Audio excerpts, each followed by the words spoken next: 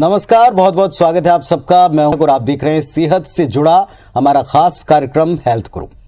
यहां हम आपकी सेहत से जुड़े टॉपिक पर, उससे जुड़ी शंकाओं पर, सवालों पर समाधान खोजते हैं। हमारे साथ हर बार की तरह आज भी एक एक्सपर्ट डॉक्टर होंगे जिनसे किसी बीमारी या किसी खास तरह के उपचार का पूरा डिटेल आपके लिए हम उनसे जानेंगे। कैंसर एक असाध्य बीमारी मानी जाती थी, लेकिन आज इसका इलाज संभव है और इसे अलग अलग तरह की थेरेपीज के द्वारा उपचारित किया जा रहा है। रोज रोज नई तकनीक के द्वारा इसके उपचार को आसान और ज्यादा प्रभावी बनाया जा रहा है। आज की तारीख में एडवांस इम्यूनोथेरेपी के द्वारा कैंसर के मरीजों का बड़ा सटीक और सुलभ उपचार हो रहा है और मरीजों को इसका काफी लाभ भी दिख रहा है। ये इम्यूनोथेरेपी है क्या, किस तरह और किस अंदाज में बॉडी पर एक्ट करती है और कितना वक्त इसमें लगता है, ऐसे कई सारे सवाल हैं जिन्हें आज हम जानेंगे। शुरुआत करते हैं आज के हेल्थ गुरु की।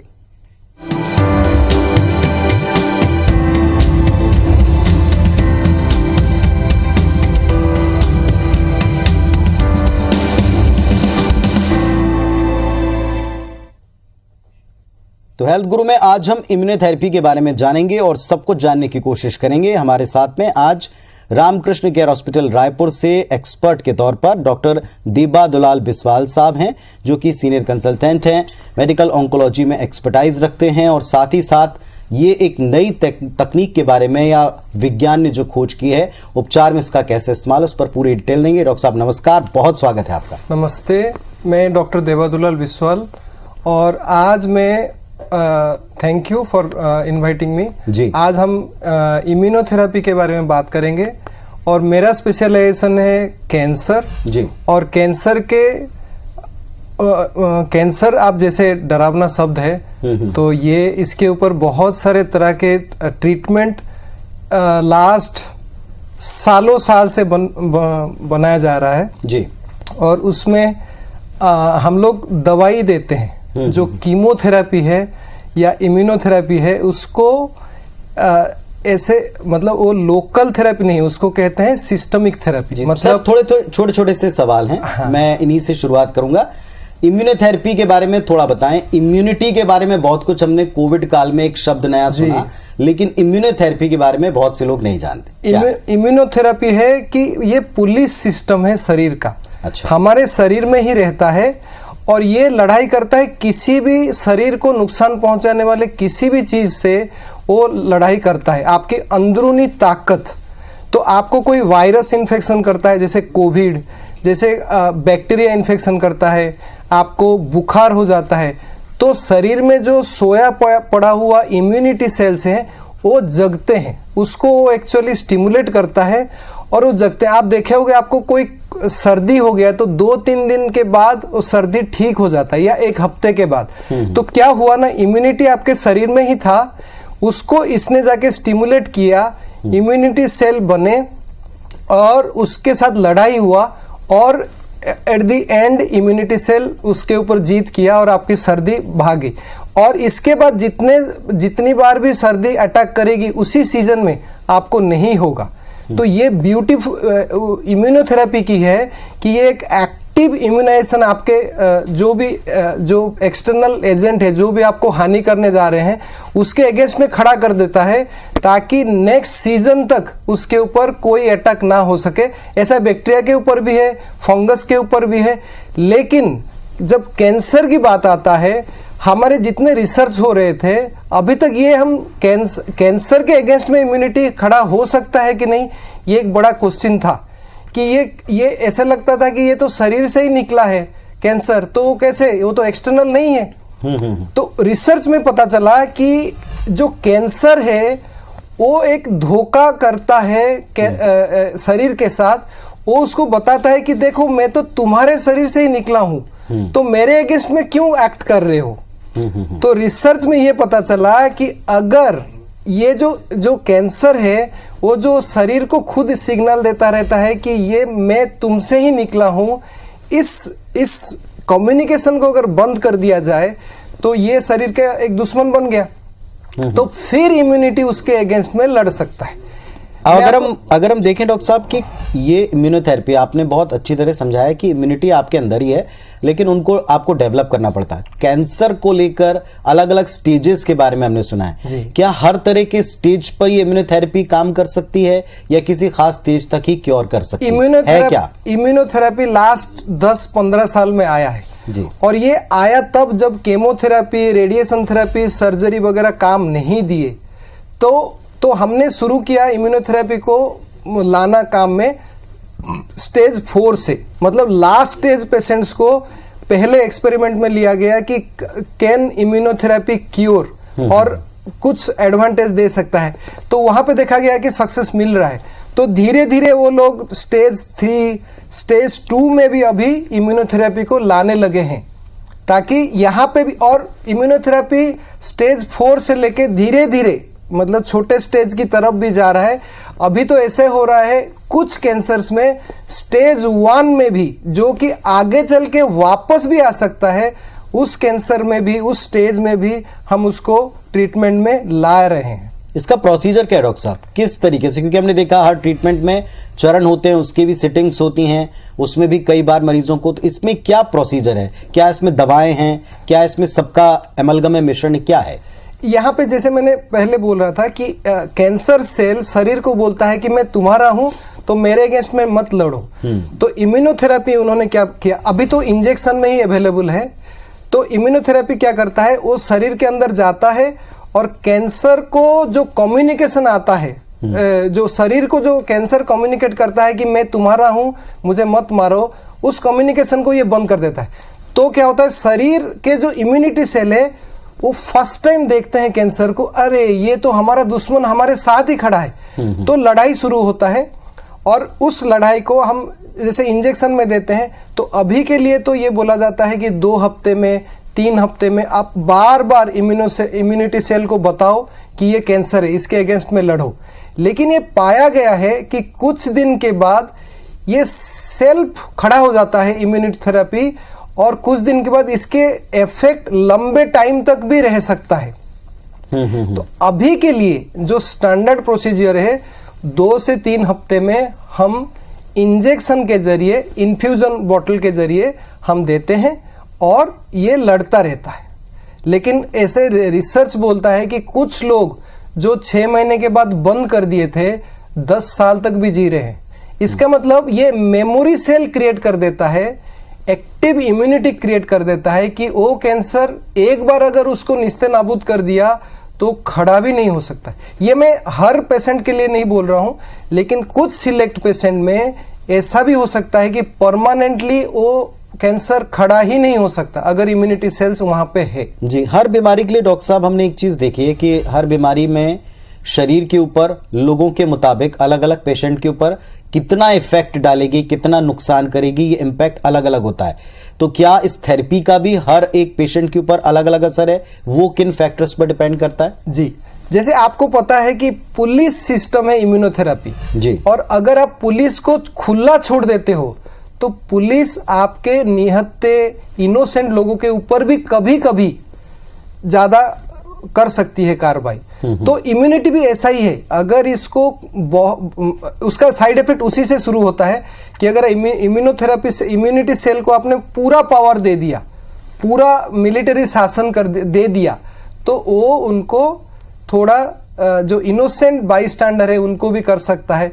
तो उससे डायरिया हो सकता है और जॉइंट पेन हो सकता है, स्किन के छोटे छोटे बीमारी हो सकते हैं, न्यूमोनाइटिस हो सकते हैं। बट ये सब के ऊपर रिसर्च हो चुका है और इसके ट्रीटमेंट, इसको सप्रेस करने के भी चीजें आ चुकी है।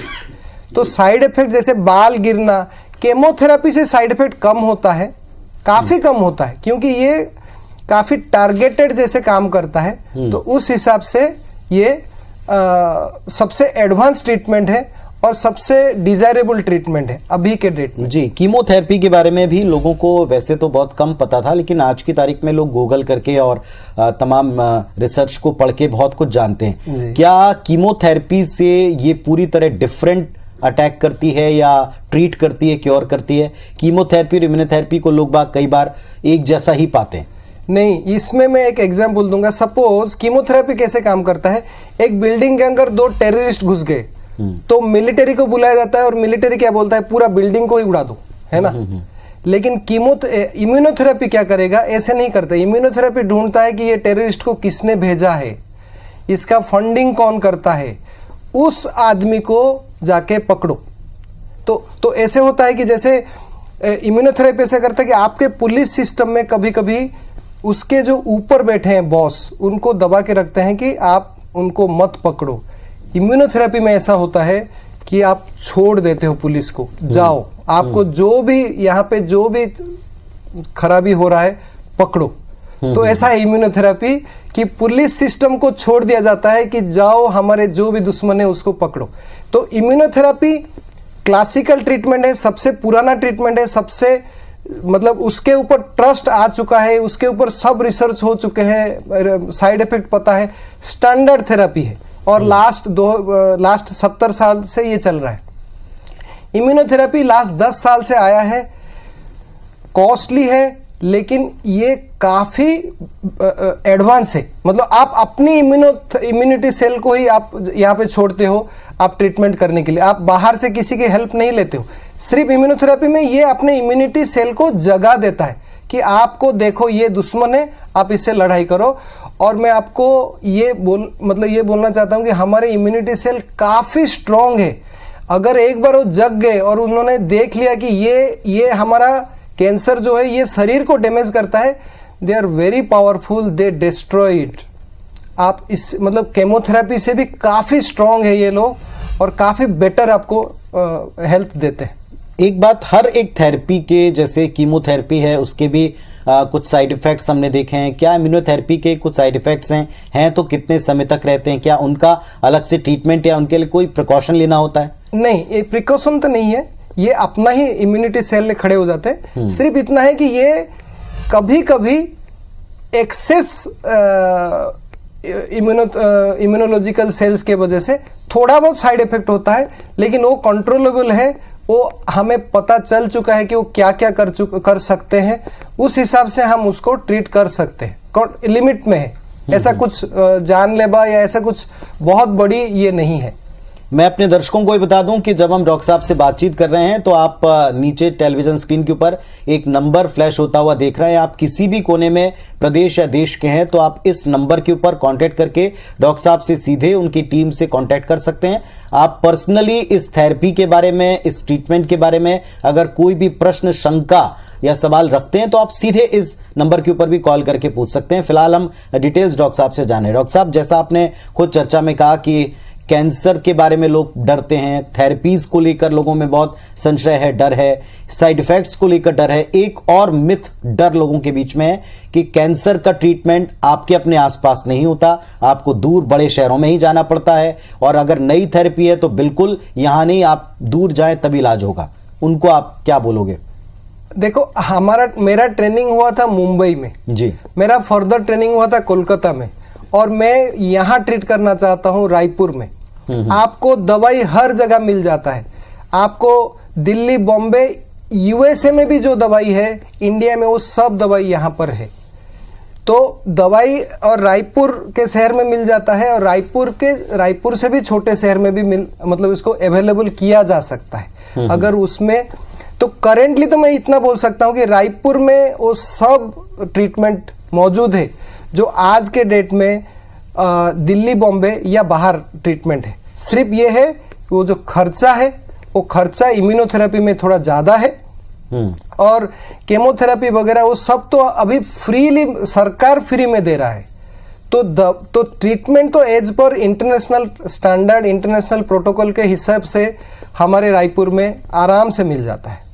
आप sir Ramakrishna care hospital Raipur में, जो कि अपने आप में एक बड़ी एक्सपर्ट टीम मानी जाती है सेंट्रल इंडिया की, केवल छत्तीसगढ़ की नहीं, वहां पर आप हैं। यहाँ किस किस तरह से आप पेशेंट को एग्री कर पाते हैं? क्या लोग अब इस थेरेपी को समझ रहे हैं, इसके प्रति लोगों की जानकारी बढ़ी है, विश्वास बढ़ा है? आप कैसे ट्रीट कर रहे हैं? क्या इसके लिए बाकायदा लोगों को आप काउंसलिंग देते हैं? ये टॉपिक मैं इसीलिए चूज किया था कि बहुत सारे लोग अभी आ रहे हैं सिर्फ पूछने की इम्यूनोथेरेपी अवेलेबल है कि नहीं, इम्यूनोथेरेपी हम छत्तीसगढ़ में कर सकते हैं कि नहीं, इम्यूनोथेरेपी हम गए थे दिल्ली बॉम्बे, वहाँ पे इम्यूनोथेरेपी बोले तो हम बोले कि हम अपने शहर में लेना चाहते हैं, ये अवेलेबल है कि नहीं। ये डे टू डे लाइफ में हम डेली यूज़ कर रहे हैं। हमारे यहाँ पे रामकृष्ण केयर में भी हम मतलब लास्ट 2 साल से ट्रीटमेंट कर रहे हैं, लोगों को फ़ायदा हो रहा है। तो आप आ सकते हैं, आपके क्वेश्चंस ला सकते हैं, आप इसके ऊपर डिटेल डिस्कशन कर सकते हैं रामकृष्ण केयर हॉस्पिटल में, और ये इजीली अवेलेबल है रायपुर के शहर में। चलिए, तमाम लोगों को अगर आपको संपर्क करना है तो कैंसर अपने आप में बड़ी गंभीर बीमारी है, इससे रिलेटेड थेरेपी के बारे में और इम्यूनोथेरेपी स्पेशली इसके बारे में सारे डिटेल्स आपको बताए जाएंगे, आपकी पर्सनलाइज प्रश्नों का उत्तर दिया जाएगा जब आप इन नंबर पर संपर्क करेंगे। आप सबसे पहले नंबर नोट कर लें, अपनों को या किसी भी जरूरतमंद व्यक्ति को अगर इन नंबरों की आवश्यकता हो आप उन तक ये नंबर जरूर। तो आज हमारे साथ में इम्यूनोथेरेपी पर बात करने के लिए स्पेशलिस्ट डॉक्टर देबा दुलाल बिस्वाल साहब, senior consultant MD DNB medical oncology, Ramakrishna care hospital Raipur मौजूद हैं, और इनसे हम इस थेरेपी को लेकर के बहुत ही आसान शब्दों में और इंटरेस्टिंग वे में समझ रहे हैं कि थेरेपी किस तरह से एक्ट करती है। डॉक्टर साहब, क्या और किस तरह की परिस्थितियां ऐसी हैं जिनमें हम ये थेरेपी नहीं दे सकते हैं? क्योंकि जब आप खुद कह रहे हैं कि बहुत से लोग आपके पास आते हैं, तो क्या ऐसे भी कोई सिचुएशंस हैं जिनमें ये थेरेपी काम नहीं कर पाएगी? जैसे अभी के लिए जहाँ पे स्टैंडर्ड थेरेपी है, लाइक केमोथेरेपी है, टारगेटेड थेरेपी है, वहाँ पे हम उसी को यूज करना चाहेंगे। ठीक। जहाँ पे कुछ असाध्य हो गया, जहाँ पे हो नहीं पा रहा है, सब ट्रीटमेंट फेल्योर हो चुका है, वहाँ पे मोस्टली अभी इम्यूनोथेरेपी आ रहा है। इम्यूनोथेरेपी में कुछ बायोमार्कर है, क्योंकि ये कॉस्टली थेरेपी है, इसलिए हमें ये देखना पड़ता है, ये इंश्योर करना पड़ता है पहले से कि ये बीमारी में इम्यूनोथेरेपी काम करेगा। इसीलिए हम उसके कुछ स्कोरिंग होते हैं, बायोमार्कर होते हैं, वो टेस्ट करते हैं पहले। अगर वो टेस्ट ठीक सटीक आ जाता है तो हम भी इंश्योर हो जाते हैं, पेशेंट को भी बोल सकते हैं कि आप ये दवाई लो, आप में ये काम करने वाला है। तो इसी के ऊपर ही और बहुत सारे जांच चल रहा है कि बायोमार्कर हमें चाहिए कि ये परमानेंटली काम कर जाएगा क्या, किस पेशेंट में कितना % काम करने के चांसेस हैं। सपोज किसी को 10% ही हेल्प करेगा, किसी को 90% हेल्प करेगा, वो बायोमार्कर पे डिपेंडेंट है। तो क्या हम ये ट्रीटमेंट देने के पहले बायोमार्कर के द्वारा, टेस्ट के द्वारा पहले फिगर आउट कर सकते हैं कि कितना इफेक्ट करेगा और कितने समय तक इफेक्ट करेगा? जी, कर सकते हैं। कुछ कैंसर में रिसर्च बोल चुका है कि आप इसको ब्लाइंडली दे सकते हो, ये पक्का काम करेगा। कुछ स्पेसिफिक चीज़ों में वो बोल रहा है कि आपको बायोमार्कर चेक करना पड़ेगा, और अगर वो स्कोरिंग में आया तो ये 50% से ज़्यादा काम करेगा, अगर ऐसा स्कोरिंग हुआ तो 50% से कम स्कोरिंग करेगा, और कुछ चीज़ों में बोलता है कि अब इस पेशेंट में नहीं करेगा काम। सो कुछ डिजीज़ में उसको बायोमार्कर हमें चाहिए। बहुत सारे कैंसर पेशेंट्स और उनके रिलेटिव्स हेल्थ गुरु में सवाल पूछते हैं कि कैंसर बार बार लौट के आ जाता है आप थेरेपीज के द्वारा, क्या ये एक थेरेपी है जो परमानेंटली उसको खत्म कर सकती है, लौटने ना दे? शायद ये एक आंसर है उसी के लिए, क्योंकि ये आपके अपनी अंदरूनी पुलिस सिस्टम को जगाता है, और पुलिस सिस्टम के आंखों को खुला रखता है कि ये कैंसर भले ही आपके शरीर से निकला है, लेकिन ये चेंज हो चुका है, और ये एक आपको अंदर से ही आपको खोखला कर रहा है, अंदर से ही आपको डैमेज कर रहा है। तो पुलिस सिस्टम यहाँ पे अलर्ट रहता है। सो ये एक परमानेंट ट्रीटमेंट भी हो सकता है, लेकिन अभी हम रिसर्च इसके ऊपर चल रहा है, लेकिन इंडिकेशन उधर ही दिखा रहा है। डॉक्टर साहब, कीमो सेशंस बहुत बार लेने पड़ते हैं और लोग इससे बहुत थक भी जाते हैं, बहुत इसको लेकर घबरा भी जाते हैं। क्या इसमें केवल एक बार ये इंजेक्टेबल है, या इसमें भी एक टाइम पीरियड में मरीज को बार बार आपके पास आना पड़ता है, कुछ सिटिंग्स लेनी पड़ती हैं? कीमोथेरेपी इससे थक जाते हैं क्योंकि कीमोथेरेपी के प्रोफाउंड साइड इफेक्ट है। आप हम उसमें 4 साइकिल, 6 साइकिल, 8 साइकिल, 12 साइकिल से ज्यादा नहीं दे सकते जी। लेकिन इम्यूनोथेरेपी में क्योंकि साइड इफेक्ट्स बहुत कम है, इसलिए इसको अनलिमिटेड टाइम तक दिया जा सकता है, पहली बात।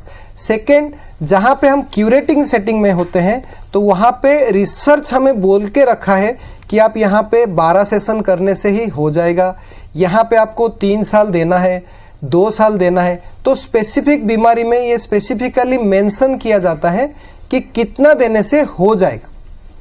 तो उस हिसाब से अनलिमिटेड कुछ केसेस में हो सकता है।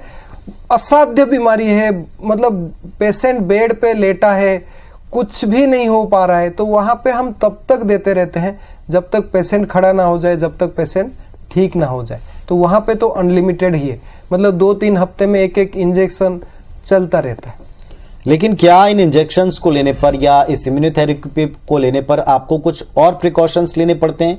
जैसे साइड इफेक्ट्स तो आपने बताया सबसे कम है और ज्यादा लंबे टाइम तक भी क्योर कर सकता है, लेकिन क्या इसके लिए जाने के दौरान आपको कुछ खास तौर पर प्रिकॉशन लेने, या ये पर्सन टू पर्सन क्या वेरी करेंगे?